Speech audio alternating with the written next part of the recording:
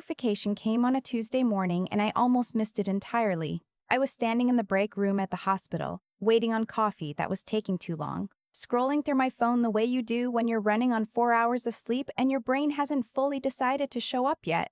I was 32 years old, an occupational therapist 3 years into a job I had clawed my way into, and I was happy. That's the part that still gets me. I was genuinely happy that morning.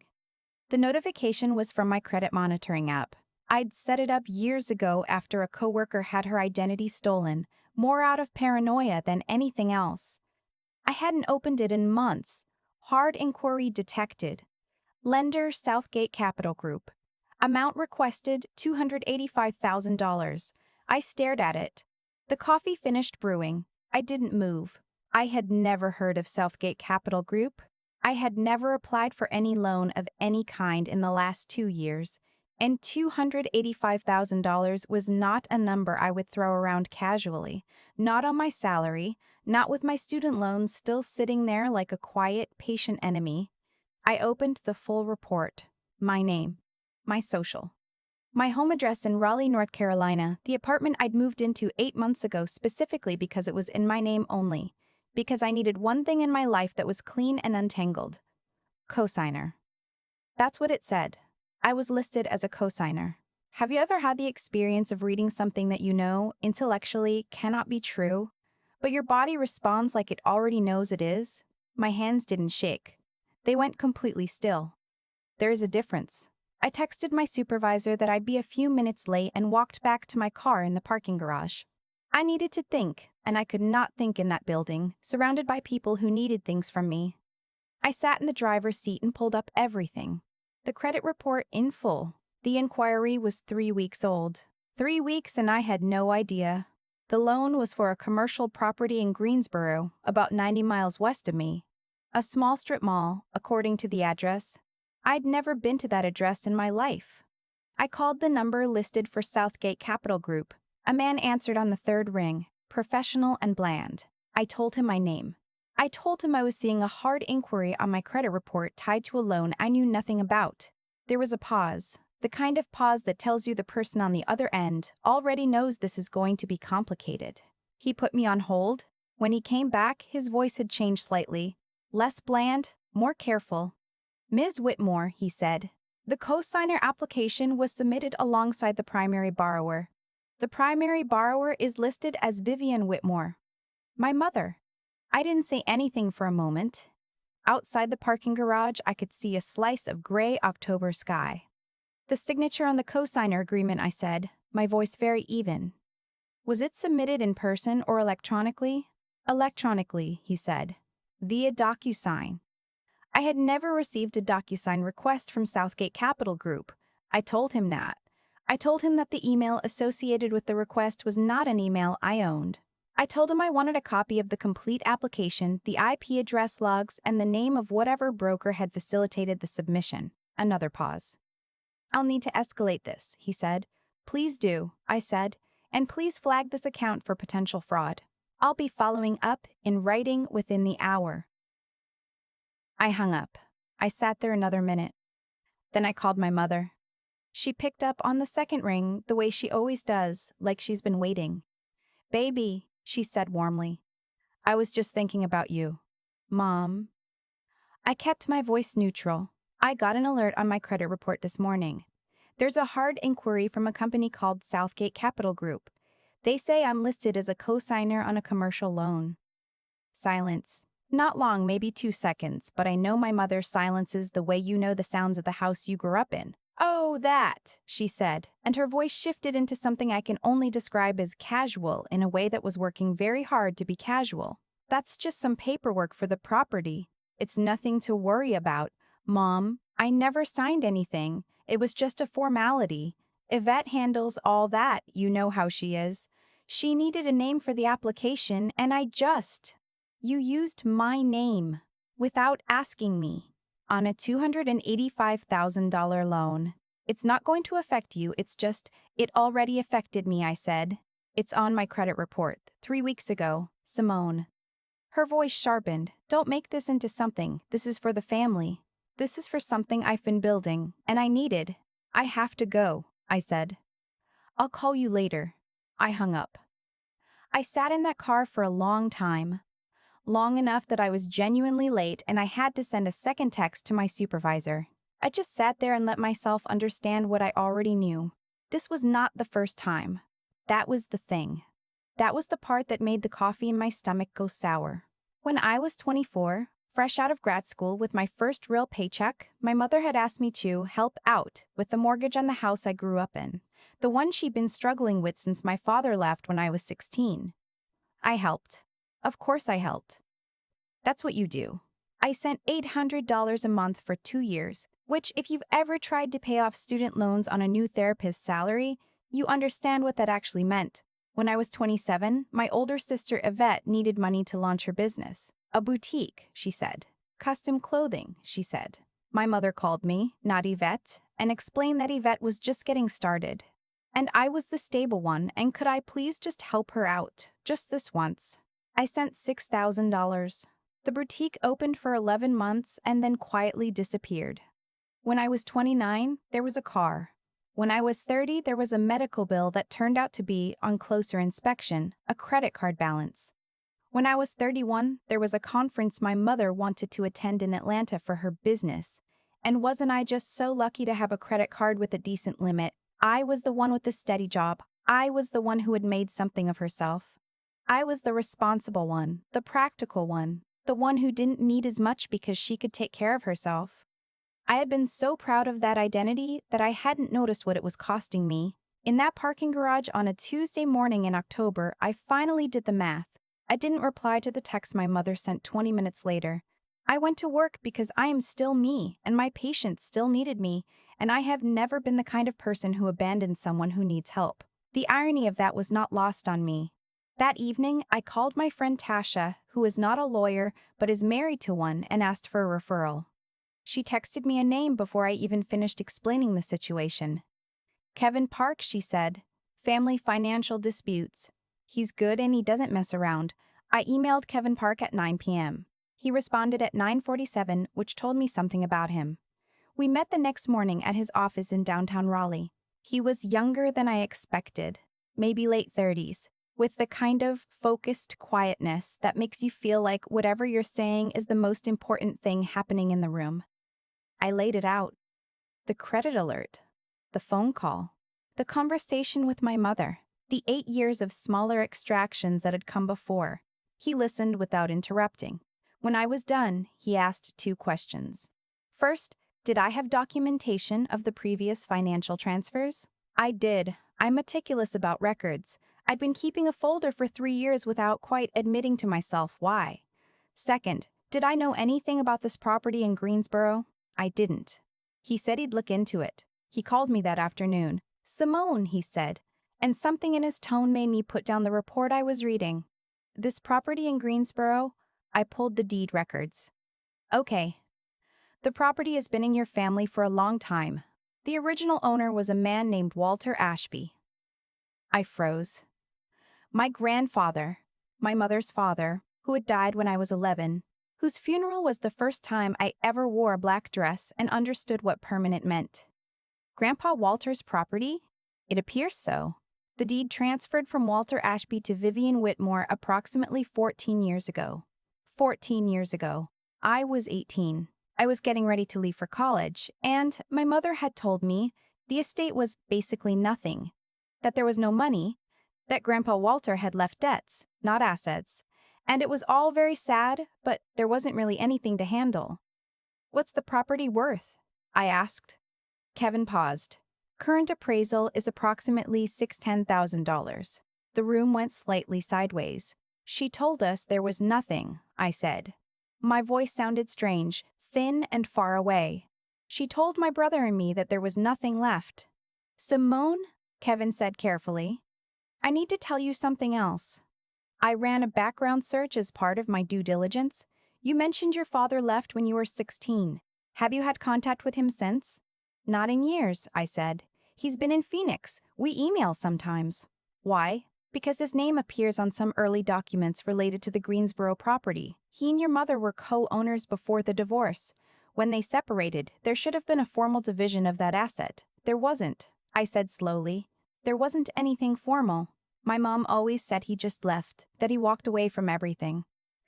Kevin was quiet for a moment. I think you might want to talk to your father. I didn't call my father that night. I sat with the information for a full 24 hours, turning it over the way you turn a stone that might have something living under it. My father, Dennis, had not been a presence in my life in any meaningful sense since I was 19. He left when I was 16, moved across the country, sent birthday cards for a few years that gradually became less frequent and then stopped. I had filed him under disappointing but not villainous, the kind of father who was too weak to stay but not cruel enough to deserve real hatred. I called him on a Wednesday evening, sitting on my couch with a notepad on my knee because I am always taking notes. He answered on the fourth ring. His voice was older than I remembered, rougher at the edges. But there was something in it when he heard mine, something that opened up like a door that had been closed a long time. "Simone," he said. "God. It's been a while." "It has," I said. "Dad, I need to ask you some things. About the house in Greensboro. About Grandpa Walter's property." A long pause. Not the calculated pause my mother had given me. This was the kind of pause that meant someone was deciding whether they had the courage for the truth. "I've been waiting for this call for a long time," he said quietly. He told me everything. The property had been left jointly to my mother and my uncle Terrence, my grandfather's only surviving children. Terrence, my mother's younger brother, had been living in Seattle for 20 years, working in tech, and had largely stayed out of family business. According to my father, the understanding at the time was that the property would be managed as a shared asset, maybe sold eventually, the proceeds split. But when my parents' marriage fell apart, when things got ugly and lawyerless and rushed the way divorces can be when both people just want it to be over, my mother had leveraged the chaos. She'd had my father sign documents that he was told were separation paperwork, routine financial disclosures, and one of those documents had quietly transferred his interest in the Greensboro property entirely to her name. He hadn't realized for almost 2 years. By then, he said, it felt too late, too expensive, too complicated, too much history to drag back up. He moved to Phoenix. He let it go.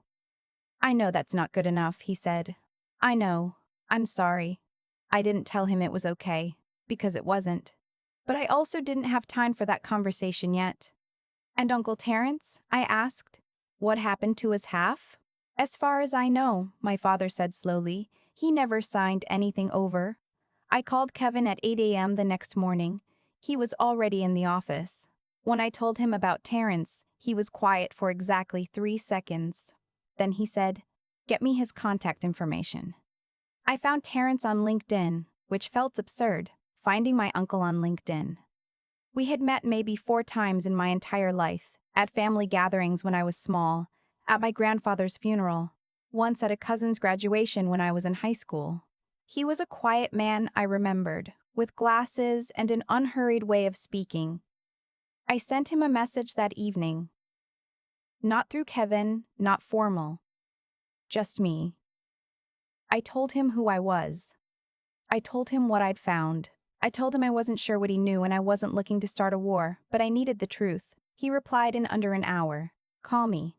We talked for 45 minutes. He had never signed over his share. He had received paperwork years ago, around the same time my father had, that he was told was an estate formality, a transfer to put the property under a single manager for administrative simplicity.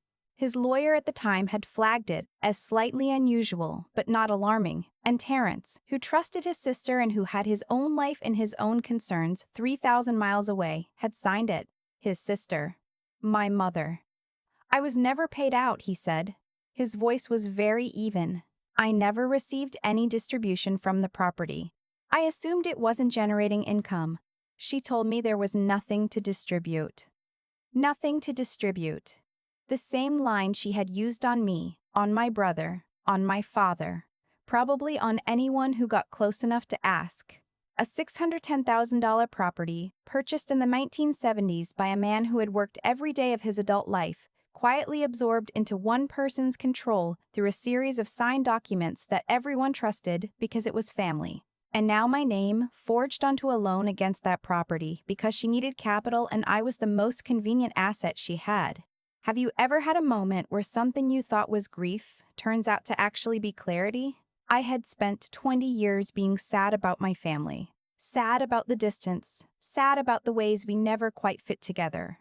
Sitting across from Kevin in his office 2 days later, watching him lay out the documents in order, I wasn't sad anymore. I was clear. The kind of clear that comes when you stop trying to make something make sense and just let it be what it is. Kevin filed an emergency motion to dispute the fraudulent cosigner application with Southgate Capital Group. He sent a formal legal notice to my mother and to her attorney, a man she'd apparently had on retainer for years, which itself told me something. He also sent a letter to Terrence's attorney, opening communications about the decades-old property transfer. For 5 days, silence. Then my sister called. Yvette is 4 years older than me. We are not close in the way that people imagine sisters should be. Not unfriendly, just distant. Our lives had gone in different directions and we had made our peace with that. But she called me on a Sunday afternoon and I could hear, even before she said anything, that something had shifted. Mom called me, she said. She's upset. She says you're trying to take the family apart. Yvette, I said, did you know about the Greensboro property? A pause. Mom always said there was nothing left after Grandpa died. There was a property. There still is. It's worth over $600,000. She's been managing it for 14 years without telling anyone. Silence. And she put my name on a loan against it, I continued. Without my knowledge. Without my permission. My signature is forged, Yvette. I heard my sister exhale. It was a long, slow sound, the sound of something recalibrating. I didn't know, she said finally. I want you to know that. I didn't know any of that. I believe you, I said. And I did. What are you gonna do? I'm gonna protect myself, I said. Whatever else happens after that, I don't know yet. But that part is not negotiable. My mother showed up at my apartment 3 days later. I don't know how she got past the front entrance. Someone must have held the door. She has always been very good at appearing harmless to strangers. I looked through the peephole before I opened it. She was standing in the hallway in a coat I recognized from years ago, her hands clasped in front of her, and she looked smaller than I had ever seen her look. I opened the door, but I didn't step back. I stood in the frame, which is something I learned once. You don't have to invite someone into your space just because they knocked. Simone. Her voice broke on the first syllable. Baby, please. You have to let me explain. You can explain, I said. Right here is fine.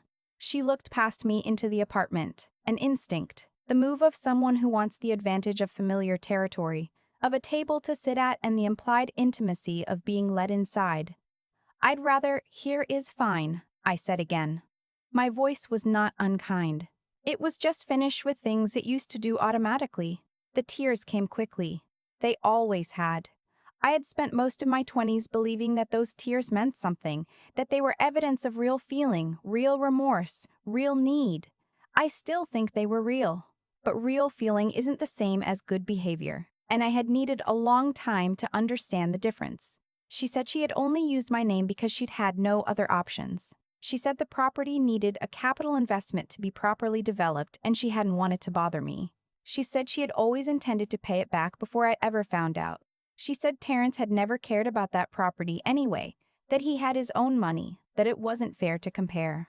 She said she had given everything to her children and this was how I repaid her, with lawyers and credit freezes and making her look like a criminal.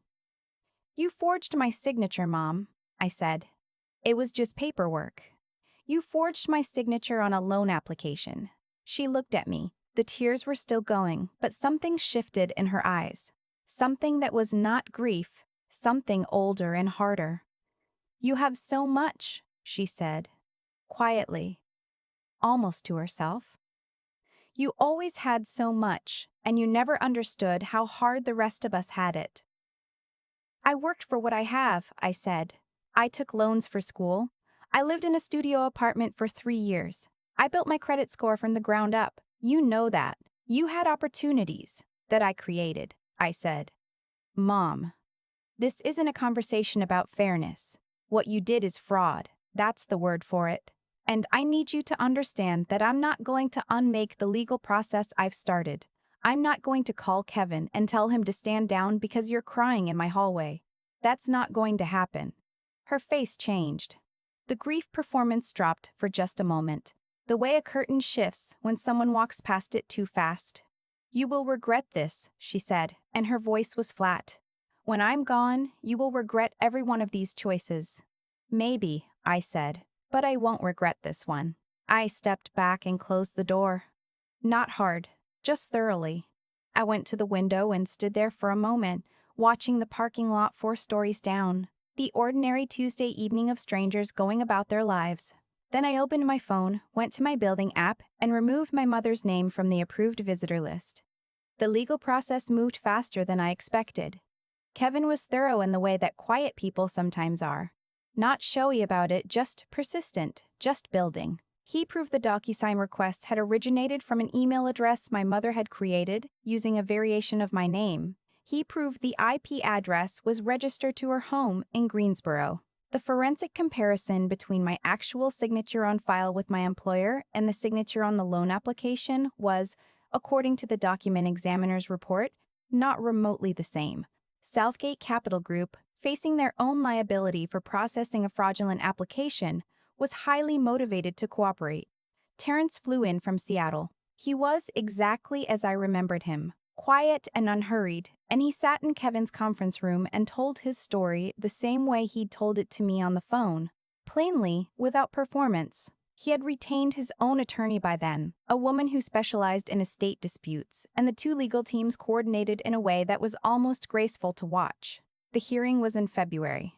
I sat at the table beside Kevin, and I looked straight ahead, the way I'd learned to look when I was doing a difficult session with the patient, present without being flooded. My mother was across the room with her attorney, who had the expression of a man engaged in a professional obligation he would not personally recommend. My mother's attorney argued it had been a miscommunication, a family matter that had grown beyond its original proportions. He said my mother had always managed the property in good faith, that no malicious intent could be proven. Kevin stood up and did not raise his voice. He presented the DocuSign logs. He presented the forensic signature analysis. He presented the 14-year record of the property generating rental income that had been deposited into an account in my mother's name alone, income that Terrence had never received a single dollar of. He presented a document my grandfather had left with his personal papers, a letter, handwritten, clearly stating his wish that the property be managed jointly, and the proceeds shared equally between his children and, eventually, his grandchildren. It wasn't legally binding in the way a will would be, but it told a story. The judge had the expression of someone who had seen a great many things and was not surprised by this one. The co-signer agreement was declared void and unenforceable. My name was removed. My credit report was ordered corrected. The court found that the original transfer of Terrence's share had been obtained under material misrepresentation and ordered that the property interest be restored to him. My mother would be required to provide a full accounting of 14 years of rental income. A separate civil matter, her attorney noted grimly, for another day. I watched my mother's face during the judgment. She was very still. The woman I had known my whole life, the one who could summon tears or authority or wounded dignity as the situation required, had nothing to wear. All the masks had the same problem now. Everyone in the room knew what was underneath them. Yvette was not at the hearing. I had not asked her to come. But she texted me that evening, a single line. "I'm glad you're okay." I thought about that for a while. Glad you're okay is different from, "I'm sorry this happened," different from, "I should have seen it," different from a dozen other things she could have said. But it was honest. And in a family that had been running on performance for a very long time, honest felt like something. My father sent an email. It was longer than I expected, careful and self-aware in a way that surprised me a little. He didn't ask for anything. He just said he was sorry for the part he played in letting it go on so long, and that if I ever wanted to talk, he was there. I didn't respond right away. I printed it out and put it in a folder I keep for things I'm not ready to decide about yet. 2 weeks after the hearing, Terrence called me. He was back in Seattle, back in his ordinary life, and he sounded easier on the phone than he had before. "I want you to know," he said, "that I've been thinking about what my father actually wanted for that property, what he built it for. What did he want? He wanted it to be useful. He wanted it to actually do something for the family, not just sit there generating income for one person. He paused.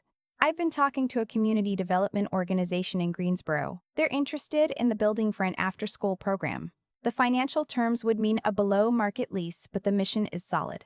I thought about my grandfather, who I had known for 11 years, who had worked in a textile mill for 30 years and bought that building in 1976 because he believed in owning something. That sounds like what he would have wanted, I said. I thought so too, Terrence said. I wanted to ask if you'd want to be involved. Not financially, not necessarily. Just your family. You're the one who found all of this. It felt wrong to move forward without telling you. I didn't say anything for a moment. Yeah, I said finally. I'd like that. That night I sat at my kitchen table with a cup of tea and my laptop open, not working, just thinking. I had a folder on my desktop that I'd labeled Property Case, which was the polite name for the file that contained everything I'd gathered over the past 4 months. The credit alerts, the phone records, the bank statements I'd requested, the legal correspondence, all of it. I looked at the folder for a while. Then I dragged it to the trash. I right-clicked. Delete. I went to the settings and cleared the recently deleted folder entirely. I don't know exactly what I expected to feel. In the stories I grew up on, the moment of release is always dramatic. Tears or triumph or some kind of cinematic relief. I just felt quiet. The particular quiet of a room after a long, difficult conversation, when everyone has said what they needed to say and finally gone home. I had spent my entire adult life being the responsible one, the capable one, the one who could handle it. I had worn that identity like a badge and never noticed it was also a door left open. An invitation I hadn't meant to extend. I was still responsible. I was still capable. That hadn't changed, and I wouldn't want it to. But I had learned something that I could not unlearn. Capacity is not consent. Just because you can carry something does not mean it belongs to you. I had spent years believing that my family was complicated, that the pulls and obligations and extractions were just the texture of love, the price of belonging. I had been wrong. What I had was not complicated love. It was a system, and I had been the most useful part of it. I wasn't angry anymore. I wasn't even particularly sad. I was just finally, cleanly done. Have you ever had to stop being useful to someone in order to start being real? Leave your story in the comments. If this reached something in you, share it with someone who needs to hear it. And if you stayed with me all the way to the end, you already know to hit that like button. I've thought a lot about what made all of this possible in the first place. Not the fraud, not the forged signature, not the $285,000 loan my mother put my name on without asking. Those were symptoms. What made it possible was something I had been doing for years without calling it what it was. I had been rewarding the behavior. Every time I sent the $800 a month, every time I covered Yvette's boutique, every time I let a credit card charge go without a real conversation, I was teaching everyone around me that this was how things worked, that I would absorb the cost, that being capable meant being available. I didn't do it because I was naive. I did it because I genuinely believed that love required it, that family meant you kept showing up even when it hurt, that if I just gave enough, things would eventually even out. They don't even out. That's the thing nobody tells you clearly enough. Systems don't correct themselves from the inside. They just get more efficient at what they're already doing. What I understand now, looking back at every choice I made and every choice my mother made, is that we were both living by the logic we'd been handed. She learned somewhere that resources flow toward the person who controls the narrative. I learned that the good ones sacrifice. Neither of those things is true in the way we believed them. They're just stories that certain kinds of pain will tell you if you let them. Terrence flew in from Seattle with the original deed, not because he was heroic. He did it because someone finally asked him the right question. He'd been living with a half-truth for over a decade, assuming, trusting, not looking too closely because looking closely is uncomfortable and his life was fine. That's not a character flaw. That's just what people do when the cost of knowing seems higher than the cost of not knowing, until it isn't. The thing that required actual courage, the thing I'm still most proud of, was not filing the legal paperwork. Kevin did most of that. It was standing in my apartment doorway and not stepping back. It was keeping my voice level while my mother cried and said I was destroying the family. It was understanding, in that moment, that her pain was real, and it was also not my responsibility to fix it by undoing what I'd rightfully done. Those two things can both be true. Someone can be genuinely hurting and still be the reason you got hurt. Holding them accountable doesn't make you cruel. It just means you finally decided that your life was worth protecting with the same energy you'd spent protecting everyone else's. I deleted the case folder that night. Not because it was over, not entirely, but because I didn't need to keep carrying it. The evidence had done its job. The truth had been said in a room full of people who had to record it. I didn't need to keep it on my desktop like a wound I was checking every morning. What I kept was simpler. A phone number for my uncle in Seattle. A folder where I put my father's email, still unread, still waiting. The memory of my grandfather's name on a deed. A man who worked 30 years so that something would last. That lasts. The rest, I let go.